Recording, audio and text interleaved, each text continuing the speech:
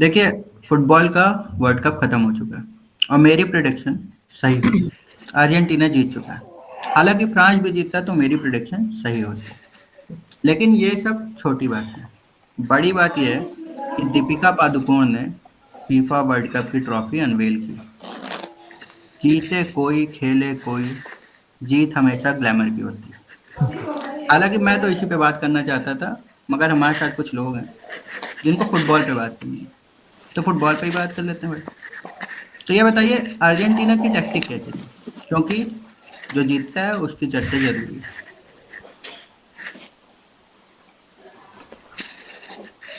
बताएं भाई। जहां तक मुझे लगता है कि बात दीपिका और नोरा फतेही की कर लेते हैं पहले। ये सब तो होता रहेगा। मैं भी इसी इसी समझ रहे हैं, इसी इसी विचार का हूँ। अच्छा, दीपिका अर्जे- और नोरा फतेही में आप किसको पसंद ज़्यादा करते हैं? ये जो है ना, ये सब कंट्रोवर्शियल क्वेश्चन है। Of course Nora Fatehi. ठीक है, कॉपीराइट सिड भाई से मैं सहमति है मेरी उनसे। गूगल का कॉपीराइट आ जाएगा, बोलेगा मेरी चॉइसेस है ये दोनों। लेकिन इन दोनों में से किसी को भी अर्जेंटीना की टैक्टिक तो नहीं पता होगी, हम ही लोग इसके बारे में डिस्कस करते हैं। बिल्कुल। तो मेरे हिसाब से देखिए, मैं साफ साफ अगर सच बोलूँ तो ज़्यादा एक्सपेक्टेशन थी नहीं थी मुझे अर्जेंटीना से। मुझे लग रहा था कि अगर फर्स्ट हाफ तक हैंग इन कर देते हैं, 0-0 रहता है, सेकंड हाफ में कुछ तुक्के से गोल पड़ जाएगा तो शायद कुछ चांस बने। लेकिन मैं एकदम सरप्राइज हो गया था कि इतना अच्छा स्टार्ट किया उन्होंने। एंड पहला गोल तो पेनल्टी से हुआ, दूसरा goal I think one of the goals of the world cup कह सकते हैं आप। काफ़ी अच्छा गोल था। तो दैट वाज वेरी अनएक्सपेक्टेड, तो मुझे वो देख के काफ़ी अच्छा लगा। फ्रांस ने 80th मिनट तक एक भी शॉट ऑन टारगेट नहीं लिया, एक भी शॉट नहीं लिया। That was very surprising. तो आई थिंक स्टार्टिंग में थोड़ा फ्रांस का एनर्जी लेवल कम थे, बिकॉज शायद वायरस वायरस जो हम लोग ने पिछली बार बात करी थी उससे कुछ इफेक्ट होगा। कमेंटेटर भी उसके बारे में मेंशन कर रहे थे, तो I think that had an effect. बाकी धीरे धीरे वो मैच में बिल्डअप किया उन्होंने आए, लेकिन आई थिंक अर्जेंटीना जो स्टार्ट किया था वो तो काफ़ी अनएक्सपेक्टेड था, काफ़ी अटैकिंग स्टार्ट था। अर्जेंटीना सोच के आई थी कि पहला गोल बहुत ज़रूरी है, जैसा पिछली बार भी बात हुई थी, और उन्होंने शुरुआत में ही कोशिश की लीड लेने की और ले भी ली, तो उनका प्लान सक्सेसफुल हुआ। फ्रांस को सब्स्टिट्यूशंस करने पड़े। पहले कुछ सब्स्टिट्यूशंस बहुत जल्दी आए, वो उसके बाद भी वो मोमेंटम में नहीं दिखे। बाद में मोमेंटम आ गया था टीम में। फॉरवर्ड्स मतलब उनको ये पता चल गया था कि अब तो मैच हारना ही है, अब जो करें लास्ट जितना भी पुश कर पाए। पुश करते करते गोल्स मारे उन्होंने, दो बहुत बढ़िया गोल्स मारे। और उनका मतलब ऐसा दिख रहा था कि उन्होंने अंडर प्रेशर लिया है बहुत बुरी तरीके से। और एनजे का प्रोडक्शन लगभग सही होने वाला था 3-2 का। मेसी ने जब 3 मार दिया था, फ्रांस 2 पे था, बट वही एंड में फिर से एक गोल। एम्बापे एम्बापे ने गोल अच्छे मारे। मैंने देखा कि उनकी टीम गोल तो बाकी सब उनकी टीम ने बनाए थे, चाहे पहला पेनल्टी हो, दूसरा जो पास था मेम्बापे को और मेम्बापे ने ऑन द गो हिट कर दिया, और तीसरा भी, तो उनकी टीम ने बहुत साथ दिया। दो मौके फ्रांस के पास जीतने के, 90th मिनट और 120th मिनट पे। 90th मिनट के बाद और 120, लेकिन एमिलियानो मार्टिनीज कोई नाम नहीं ले रहा है। सब लोग मेसी मेसी कर रहे हैं, लेकिन मार्टिनीज, मुझे नहीं लगता अगर मार्टिनीज की जगह और कोई भी गोलकीपर होता इतना प्रेशर में, क्योंकि वो बहुत अच्छे पेनल्टी सेवर हैं, बहुत आराम से बहुत अच्छा पढ़ते हैं, और उन्होंने इससे पहले भी दिखाया है, अभी भी दिखाया है।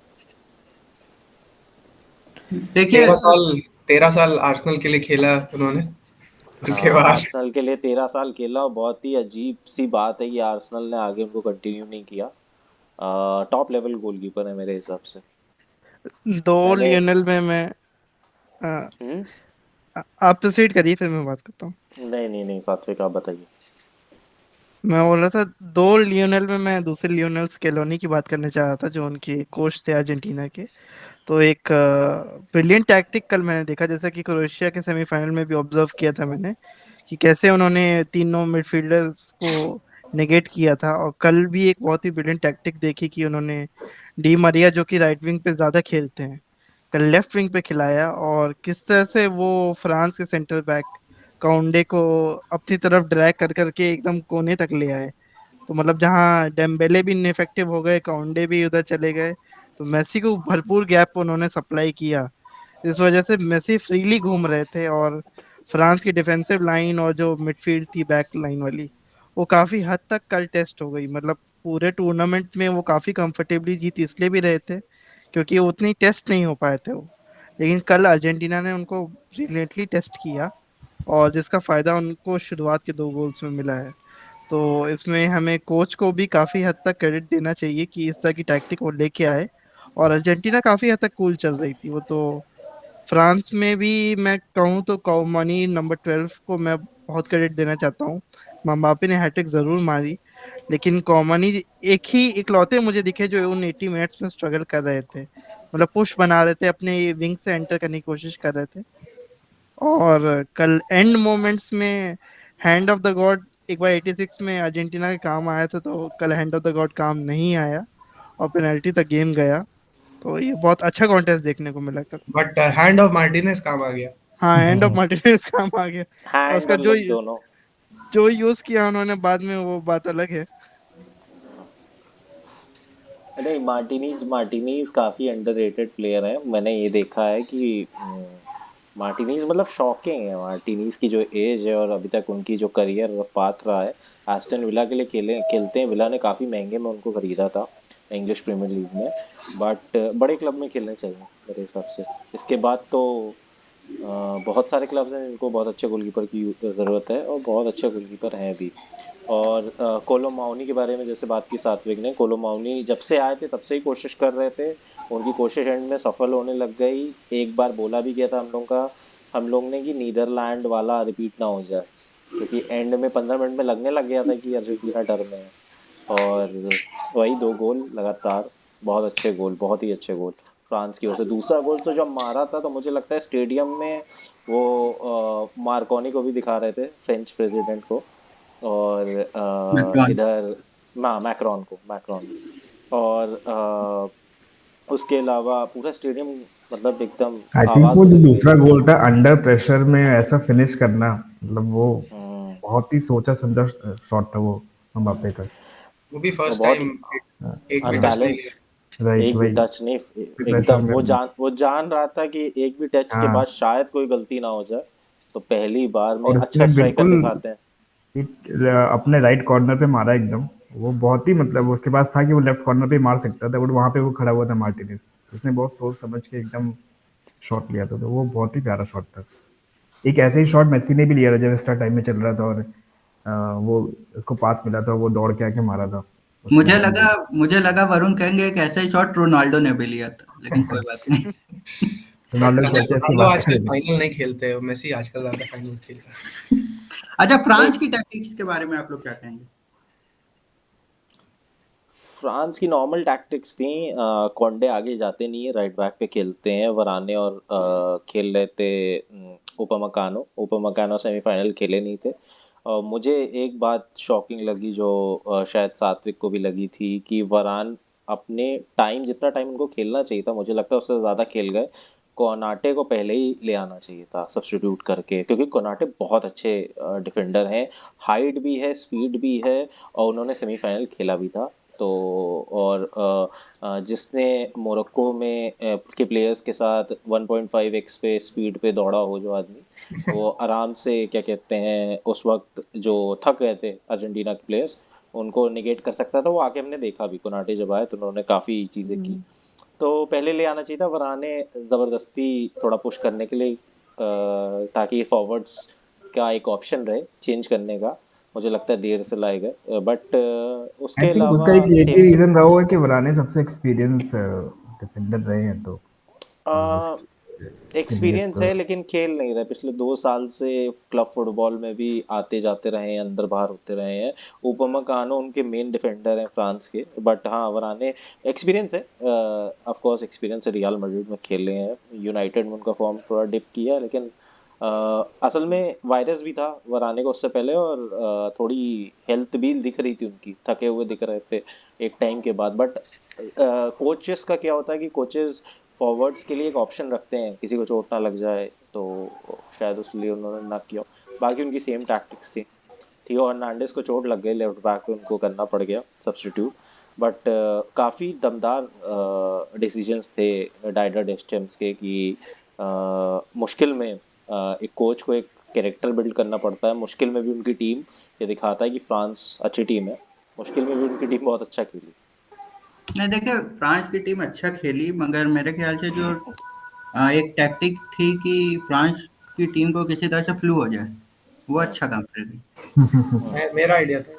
आपका आइडिया था, मुझे पता है ये सब।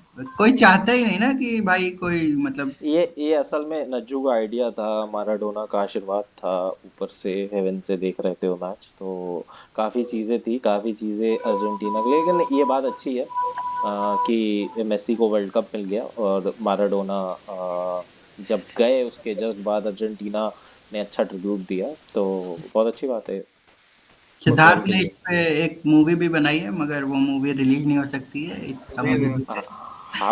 हम खुद में देखेंगे और कभी रिलीज नहीं हम करेंगे। खुद भी साथ साथ देखेंगे, कल कभी release नहीं होगी। पिच पे हमें एग्वेरो भी दिखाई दिए। बेचारे एग्वेरो का करियर बहुत सैडली हेल्थ इश्यूज की वजह से उनको रिटायरमेंट लेनी पड़ी, बट लास्ट वर्ल्ड कप तक वो एक बहुत इफेक्टिव फॉरवर्ड हुआ करते थे। तो काइंड ऑफ उनके लिए भी एक सैल्वेशन था टीम के साथ रहना और जी। ड्रेसिंग रूम का पार्ट होना।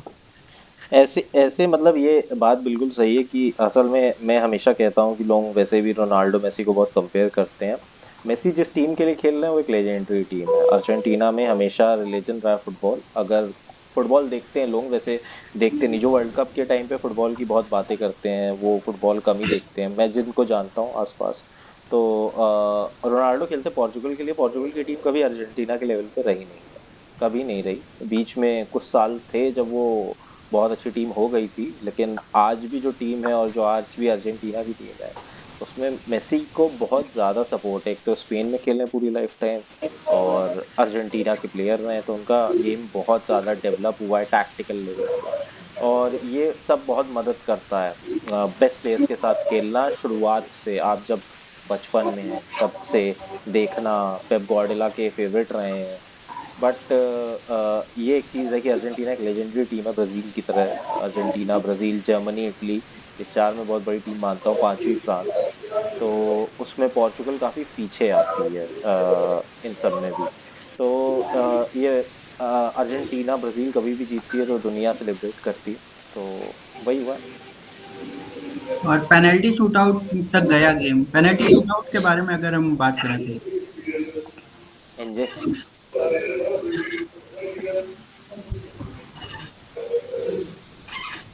एनजे शर्मा चुके हैं।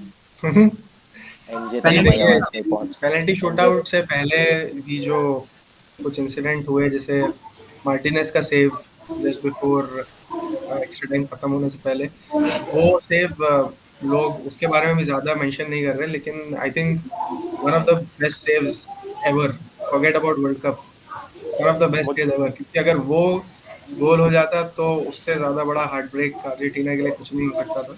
एंड इनफैक्ट मुझे याद आ गई थी आइकर कैसिलास 2010 की। तो और उसके बाद गजब काउंटर भी किया उसी उसी सेव के बाद। एंड वहां पे भी अगर लाउटारो मार्टिनेज अपना हेडर ऑन टारगेट रखते, डेफिनेटली वो तो गोल था, फ्री हेडर मिला था हम्म, उनको। हम्म। लेकिन चलिए ठीक है, पेनल्टीज तक जाना था इस वर्ल्ड कप को, फाइनल को, तो वो हुआ। एंड हम्म, फिर मार्टिनेज ने जो जलवा दिखाया है, तो वो तो सब सबने देखा ही है। आई थिंक उन्हीं की वजह से जीते हैं currently। हम्म। अ, पिछली बार भी हमने बात की थी कि ह्यूगो लॉरिस को टारगेट करेंगे, और एक सेकंड मैं रुकूंगा, कहीं से आवाज आ रही है तो मेरे ख्याल से जो बोले ना ना वो रिकॉर्डिंग अपने अपना माइक ऑफ कर दे तो आवाज थोड़ी कंट्रोल रहेगी। तो पिछली बार भी हमने बात की थी ह्यूगो लॉरिस की, और उनको टारगेट करने की। उनका फॉर्म डिप करता आया है पिछले कुछ सालों में, 2-3 सालों में, क्लब लेवल पे भी। और फ्रांस के कैप्टन है, बड़े गोलकीपर है, लेकिन पेनल्टी में क्या होता है कि जो लंबा आदमी होता है और जो सेव मास्टर होता है, कुछ लोग पास मास्टर होते हैं, लॉरिस पास अच्छे देते हैं, गोलकीपर अच्छे हैं टैक्टिकल, जो सेव कर लेता है उसका पेनल्टी गेम होता है। सारी चीजें मार्टिनेज की ओर बहुत आराम से ध्यान दे रही थी। और दूसरी बात है कि जो उनके पहले तीनों पेनल्टी टेकर्स थे वो बहुत अच्छे पेनल्टी टेकर्स हैं अर्जेंटीना के। आप समझ लीजिए जिस टीम में पॉलो डायबला सेकंड टेकर है पेनल्टी में मेसी के बाद, वो टीम कितनी स्ट्रांग होगी पेनल्टी में। थर्ड पैराडिस है, वो भी पेनल्टी टेकर है बहुत अच्छे। चौथे मॉन्टियल आए थे, तब तक तो गेम ही खत्म हो गया था, लेकिन पहले तीन ही, मतलब पहले तीन चूकते नहीं बहुत जल्दी, और उन्होंने बहुत ही सॉफ्ट पेनल्टीज ली दिमाग से। मार्टिनीज उधर दिमाग से खेल रहे थे, ये इधर दिमाग से खेल रहे थे। काफी अच्छा पेनल्टी शूट आउट अर्जेंटीना से, बहुत आराम से। लॉरिस की भी दिक्कतें थी, इधर यंग टीम भी थी फ्रांस की, प्रेशर में चूक गए, प्रेशर बहुत ज्यादा होता है। जबकि दोनों टॉस जो हुए थे लॉरिस ने जीते थे, किधर खे शायद पिच होगी और पहले कौन लेगा। पहले तो उन्होंने लिया था, मुझे पिच का नहीं याद है कि कौन जीता था, लेकिन बट दूसरा तो उन्होंने लिया था कि पहले हम पेनल्टी लेंगे, ताकि उनके पास एक प्रेशर बनाने का मौका रहे। बट वही, पेनल्टी किसी भी साइड जा सकता है। मैं सोचता हूँ, समझ सकता हूँ कि अगर कॉलेज की टीम भी होती, अगर अर्जेंटीना को हरा देती तो बहुत बड़ी बात नहीं होती। पेनल्टी किसी भी साइड जा सकती। स्केलोनी का यहाँ पे मैं फिर से टैक्टिक जिक्र करूंगा कि डायबाला जो है फिर से एक्स्ट्रा टाइम में ही उनको उन्होंने लाए, एक्स्ट्रा टाइम में क्यों ही एक्स्ट्रा उतारा है। टाइम में ही लाए क्योंकि वो पेनल्टी टेकर अच्छे हैं। अच्छे हैं, तो सही बात, उन्होंने बिल्कुल पूरी, सही। उन्हें लग रहा था कि ये पेनल्टी तक जाएगा, तो उनको डायबाला को उन्होंने लास्ट तक रखा। और सबसे और बढ़िया बात थी कि एक्स्ट्रा टाइम में आप जाके देखेंगे, मतलब एक्स्ट्रा टाइम के फर्स्ट हाफ तक फ्रांस के सारे सब्स्टिट्यूट्स हो चुके थे मेरे हिसाब से। सेकेंड हाफ के मिड के करीब अर्जेंटीना के सारे सब्स्टिट्यूट्स आए, जिस वजह से मेसी का जो थर्ड गोल भी क्रिएट हुआ तो उसी वजह से हुआ था। डायबाला भी उसी में आए, तीनों स्ट्राइकर्स उनके अच्छे। और नीदरलैंड्स वाले मैच में भी आप देखें तो उन्होंने प्लान किया था पूरा पेनल्टी शूट आउट, और नीदरलैंड का ठीक रिवर्स था, उन्होंने अपने अच्छे प्लेयर्स बाद के लिए बचा के रखे हुए थे। तो पेनल्टी में भी टैक्टिक्स बहुत मायने रखती हैं, और अर्जेंटीना की टैक्टिक्स स्पॉट ऑन थी, फ्रांस की भी टैक्टिक्स अच्छी थी। और जैसे कि सिद्धार्थ ने पिछली बार भी कहा था और अभी भी कह रहे थे कि लॉरिस एक पर्सन थे जिन्हें टारगेट किया जा सकता था, और वही हुआ। Loris I think Siddharth out of ideas भी दिख रहे थे, मैं देख रहा था कि वो उल्टी तरफ ही हर बार छलांग लगा रहे हैं, ऐसा नहीं हो रहा था कि वो उस सेम तरफ मार रहे। तो मे बी फाइनल की नर्वसनेस होगी जो उनपे हावी हो रही होगी। असल में तीनों जो पेनल्टी टेकर्स हैं, आप देखेंगे मेसी, डेवला और पैरेडिस, जो पहले तीन आए, ये लोग बहुत स्ट्रॉन्ग पेनल्टीज मारते हैं, तेज शॉट मारते हैं, और इन तीनों ने कल तेज शॉट नहीं मारे, और लॉरिस वही एक्सपेक्ट कर रहे थे। और उससे पहले मेसी एक ही तरफ मारते हैं, मेसी अगेंस्ट भी गए। अगर लॉरिस थोड़ा सा काम रहते, या ऐसे रहना बहुत मुश्किल होता है, नामुमकिन होता है, तो एक जज कर सकते शायद टिम क्रूल होते, नीदरलैंड के साथ भी पेनल्टी में गया था, टिम क्रूल होते तो बहुत मज़ेदार पेनल्टी होती, टिम क्रूल वर्सेस मार्टिनीज। तो बट क्योंकि बड़ा आदमी चाहिए होता मार्टिनीज जैसा, क्रूल जैसा, तो वो लॉरिस में मिसिंग है। वो थोड़े स्लिम गोलकीपर हैं, फ्लेक्सिबल गोलकीपर हैं, लंबा कूद लेते हैं, ये बात सही है, और उनकी करियर भी अच्छा रहा। बट कल सब कुछ अर्जेंटीना के पास था।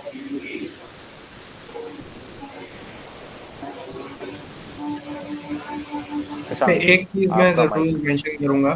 तो हम लोग तारीफ कर रहे हैं मार्टिनेज की, मार्टिनेज ने वर्ल्ड कप जिताया, लेकिन अर्जेंटीना का जो सबसे ज्यादा जिसने इम्पैक्ट किया है वर्ल्ड कप जिताने के लिए, वो एक प्लेयर हैं जिनका नाम है नील मोपे। फ्रेंच प्लेयर हैं, ब्राइटन के लिए खेलते हैं। तो जैसे सिद्धार्थ ने मेंशन किया था, उसकी काफी इंटरेस्टिंग स्टोरी है। 3 साल से 2022 में 3 साल हो चुके थे, मार्टिनेज ने एक भी प्रीमियर लीग अपीयरेंस नहीं किया था। ये 2022 की बात है, सॉरी 2020 की बात है। आर्सेनल का गेम चल रहा था ब्राइटन के अगेंस्ट, एंड ये जो नील मोपे हैं, इन्होंने एक काफ़ी रेकलेस चैलेंज किया आर्सेनल के गोलकीपर पे, बर्न लेनो पे, जिनसे उनकी एंकल इंजरी हो गई। And then second half of the season में इसीलिए मार्टिनेज को खेलना पड़ा, बिकॉज आर्सेनल के पास और कोई बैकअप नहीं था। और ये वो प्लेयर है जिन्हें 3 साल से प्रीमियर लीग मैच नहीं खेला था। उसी सीजन एफए कप फाइनल में पेनल्टी शूटआउट में हीरोइक्स दिखाए, मेडल जिताया, एंड वहां से इनकी ट्रेजेक्टरी जो शुरू हुई, तो ये इन्होंने अस्टन विला के लिए साइन किया 20 मिलियन पाउंड्स में, कोविड के 20 बीच मिलियन में, पाउच। जबकि इनकी वैल्यू रही होगी शायद 2 मिलियन पाउंड, इनको 20 मिलियन पाउंड्स में सेल किया गया। एंड तब तक इन्होंने अर्जेंटीना के लिए एक भी मैच नहीं खेला था एस्टन विला को साइन करते टाइम, एंड उसके बाद फिर आपको पता ही है क्या होता है। तो सबको और नील मॉपे को जरूर थैंक यू करना चाहिए। आर्सेन वेंगर ने जिनको 18 साल पे खिला दिया वो स्टार बन गए, गनारबी, मार्टिनेज। तो मेन तो वेंगर जैसे मैनेजर्स होते हैं, और शायद आर्सेनल सबको रोक के रखती ये है। ये मेरा अगला क्वेश्चन है कि मैनेजेरियल डिसीजन जो थे उनसे कोई फर्क पड़ा या नहीं? आप बहुत फर्क इसी के पड़ा, साथ दोनों ऐड कर दोनों दीजिए। टीम दोनों टीम में फर्क बहुत ज्यादा पड़ा। मैं कहूंगा मैनेजरियल डिसीजंस, गेम और फॉरवर्ड्स, सब लोग आप समझ लीजिए। जिस अर्जेंटीना टीम में एंजो फर्नांडिस और शायद डी मारिया, जो कि सीधे वरुण ने पिछली बार कहा था डी मारिया का नाम लिया था, अभी तक मुझे नहीं लग रहा था वो स्टार्ट करेंगे। उन्होंने स्टार्ट करके दिया, तो कितने अच्छे मैनेजरियल डिसीजन रहे हैं। और जिस टीम ने ग्रीजमैन और जिरूड को शुरुआत से शांत रखा, मैं नहीं एक्सपेक्ट कर रहा था कि ग्रीजमैन 90 मिनट्स नहीं खेलेंगे, लेकिन शुरुआत से शांत रखा और उधर से जवाब दिया गया मार्कस थ्योरम और कोलोमोनी के रूप में। बहुत ही अच्छे मैनेजर दोनों, कोई कोई किसी में कोई कमी नहीं थी। एक स्टार्ट मैंने कहीं पढ़ा था कि ये ग्रीजमैन का 75th कंसेक्यूटिव फ्रेंच अपीयरेंस था। मतलब वो अनड्रॉपेबल प्लेयर हैं और उनको फर्स्ट हाफ में सब्स्टिट्यूट कर दिया गया, तो मतलब आप टैक्टिक समझ सकते हैं कितनी अच्छी रही होगी। जिरूड के बारे में मैं पिछली बार जिक्र कर रहा था कि मैं इनको वॉच करूंगा, बट उनको भी आई थिंक फर्स्ट हाफ में सब्स्टिट्यूट कर दिया गया था। तो इसीलिए मतलब हारे। इतना इनफेक्टिव कर दिया था उन्होंने फ्रांस को, मतलब 80th मिनट तक एकदम सांस नहीं ले पा रहे थे। और जैसा नहीं कि मैं लेकिन कह हाँ, बताइए आप। जैसा कि मैंने बताया था कि भाई डी मरिया को उन्होंने यूज किया उस सेंटर बैक्स को ल्योर करने के लिए, और फिर गैप बनाया मेसी के लिए। तो ये बहुत अच्छी टैक्टिक थी स्केलोनी की। तो काफी अच्छा कल पूरा प्योर मैनेजरियल गेम देखने को मिला है मेरे हिसाब से। अ, बात बिल्कुल सही है, जिरूड निगेट हो चुके थे क्योंकि स्पीड बहुत ज़्यादा थी गेम में।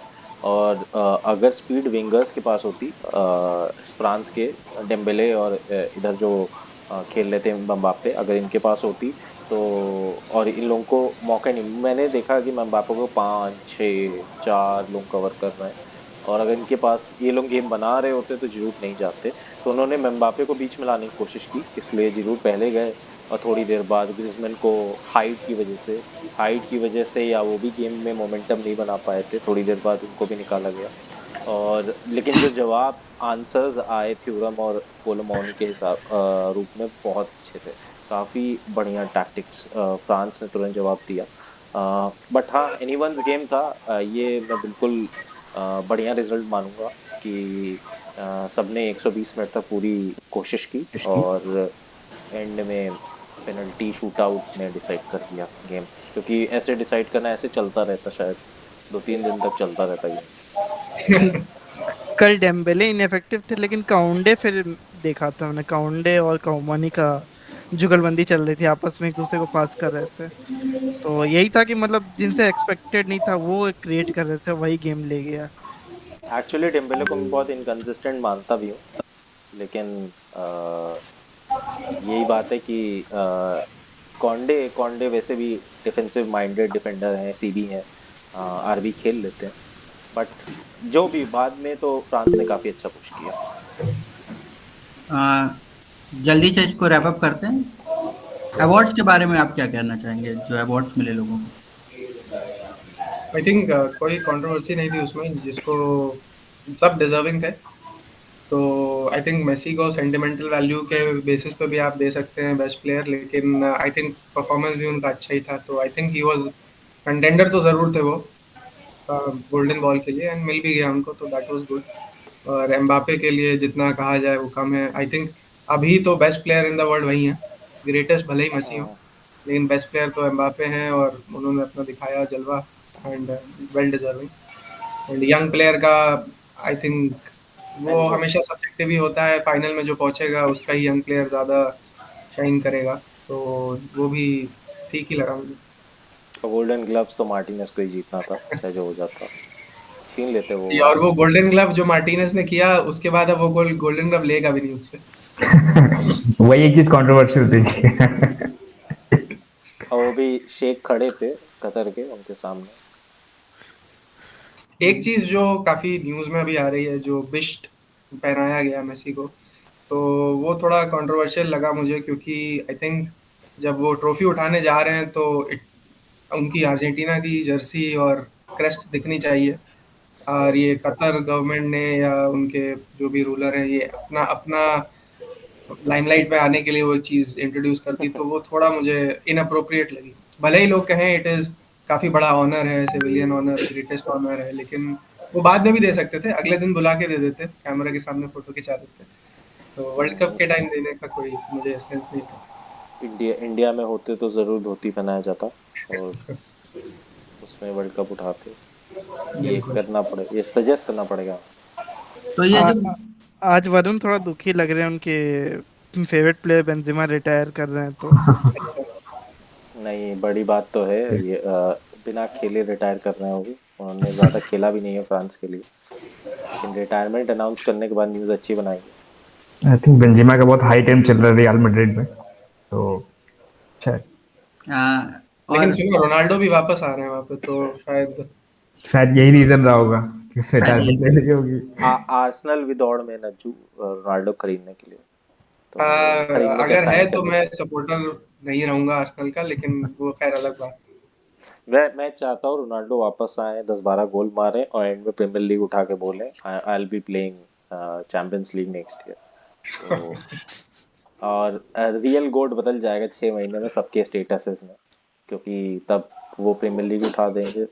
स्टिल 39-38 प्रीमियर लीग उठा सकते हैं, तो मतलब कुछ भी कर सकते हैं फिर। कुछ भी कर सकते हैं, वर्ल्ड कप तो खैर आ, अभी भी हम लोग बिल्कुल। फ्यूचर ऑफ फुटबॉल के बारे में बात कर रहे हैं। देखिए, मिल गया है गोल्डन ग्लव्स भी, गोल्डन बॉल भी, सब मिल गया है। इसको बेच के ये लोग कुछ करेंगे अच्छे काम की नहीं?